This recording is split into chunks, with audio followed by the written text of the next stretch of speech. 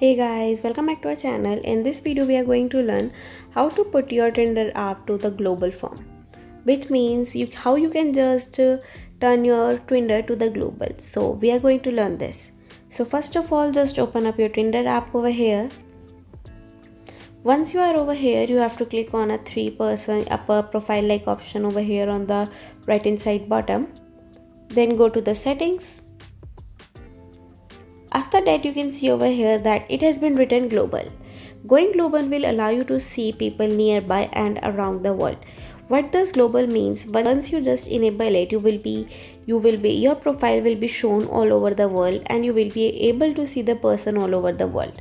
If you just want to do that, you have to just toggle this on, but if you don't want to, you have to just toggle this off. So that's all for this video. I hope this video was a great help to you.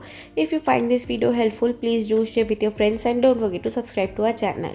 Thanks for watching the video. Have a nice day.